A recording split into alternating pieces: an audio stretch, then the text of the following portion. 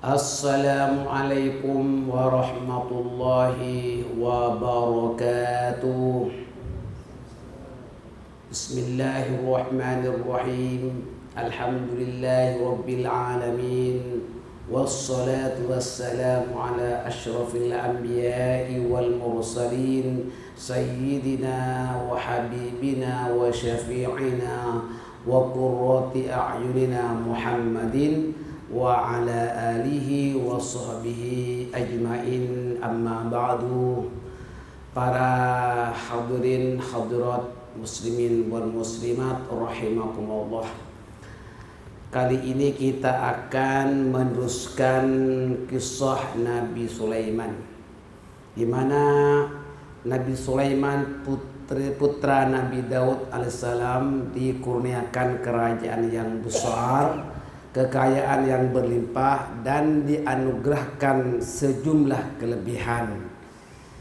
Nabi Sulaiman walaupun mempunyai kerajaan yang besar dan harta kekayaan yang berlimpah, tetap bersyukur kepada Allah Subhanahu wa taala. Syukur Nabi Sulaiman Allah taala abadikan di dalam surah An-Naml ayat ke-19. A'udzu billahi minasy syaithanir rajim. Rabbi auzi'ni an ashkura ni'mataka allati an'amta 'alayya wa 'ala walidayya wa an a'mala salihan tardah wa adkhilni bi rahmatika fi ibadika salihin. Wahai Tuhanku, berilah aku ilham untuk mensyukuri nikmat-Mu yang telah Engkau kurniakan kepadaku dan nikmat yang telah Engkau berikan kepada ibu bapaku, dan doronglah aku untuk mengerjakan amal soleh yang Engkau ridhai, dan masukkanlah aku dengan rahmat-Mu dalam golongan hamba-Mu yang soleh. Ini syukur Nabi Sulaiman, hendaklah kita senantiasa juga baca. Bukan hanya syukur untuk dirinya, bahkan mensyukuri nikmat yang telah Allah kurniakan kepada orang tuanya. Nah, setiap kali mendapat nikmat, Nabi Sulaiman alaihissalam terus bersyukur kepada Allah dan juga mensyukuri nikmat yang telah dikurniakan kepada orang tuanya. Dengan mensyukuri nikmat Allah, maka kian bertambahlah keberkatannya. Umat Nabi Yuna Muhammad sallallahu alaihi wasallam juga diperintahkan supaya bersyukur kepada Allah, termaktub di dalam surah Ibrahim ayat 7. Wa idh ta'adzana rabbukum la in syakartum la azidannakum wa la in kafartum inna adzabi lasyadid. Allah telah memaklumkan kepada kalian, jika kamu bersyukur maka Allah akan tambah nikmatnya. Wala in kafartum inna adzabi lasyadid. Tetapi kalau tak mau bersyukur, kufur nikmat, tak mau mensyukur nikmat Allah, maka sesungguhnya azab Allah itu amat pedih.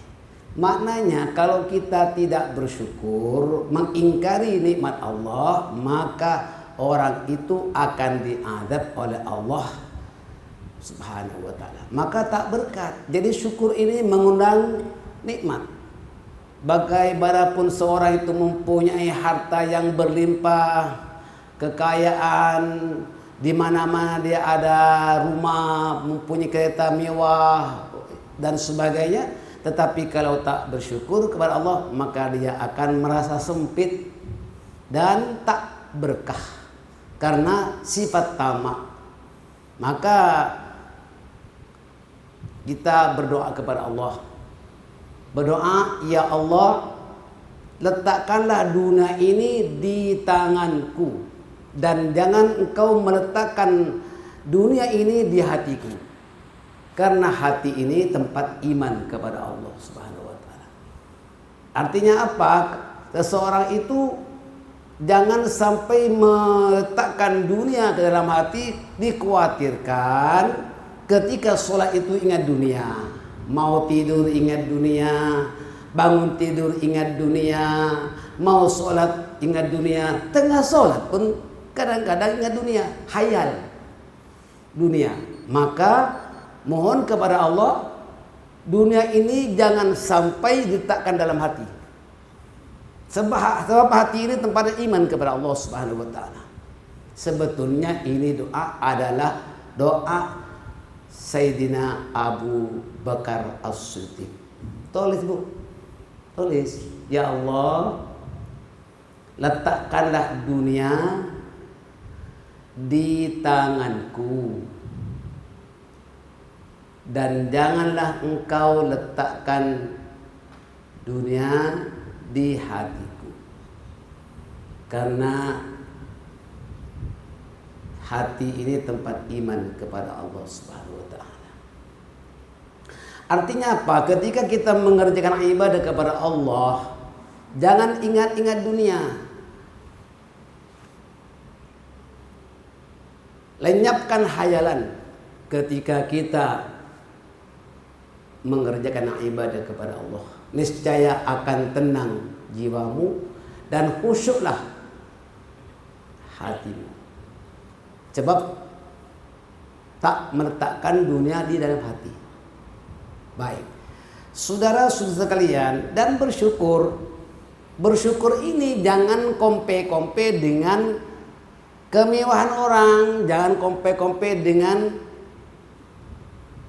milik orang. Kita telah diajar oleh Rasulullah, baiti jannati, rumahku surgaku. Bukan rumah kamu surgaku, bukan.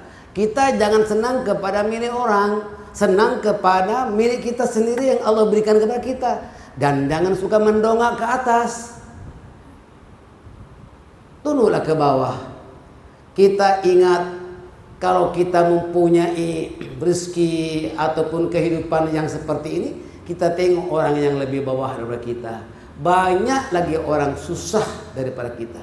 Kalau kita ingat kepada orang atas, kemewahan orang itulah yang menyebabkan kita tidak ada puasnya dan tak bersyukur kepada Allah Subhanahu wa taala. Ya, syukur ini ada berapa Bu? Ada 3 Pak. Syukur ini ada 3. Satu, syukur bil qalbi. Asyukru bil qalbi, yakni syukur dengan hati, membayangkan nikmat Allah yang telah Allah berikan kepada kita. Yang kedua, asyukru bil lisan, bersyukur dengan lisan, mengucapkan alhamdulillah. Itu paling mudah. Tapi mengucapkan alhamdulillah, jangan menunggu kita bersedawah, jangan alhamdulillah, bukan. Itu kelaziman, ya. Artinya apa? Mencapai apa saja yang kita miliki, bukan hanya naik gaji besar, bukan karena kita dapat uang, bukan. Rezeki ini umum, luas. Dapat menantu baik, syukur, alhamdulillah. Mempunyai anak yang baik, syukur, alhamdulillah. Begitu, bukan hanya uang, bukan hanya makanan saja, tidak. Mempunyai rumah yang lebih selesa walaupun sempit, tapi hatinya luas, alhamdulillah. Kalau kita mempunyai teman yang baik, syukur, alhamdulillah. Itu rezeki daripada Allah SWT. Jadi rezeki ini bukanlah berbentuk keuangan ataupun makanan saja. Apa saja yang kita miliki, kenikmatan itulah datangnya daripada Allah Subhanahu wa taala.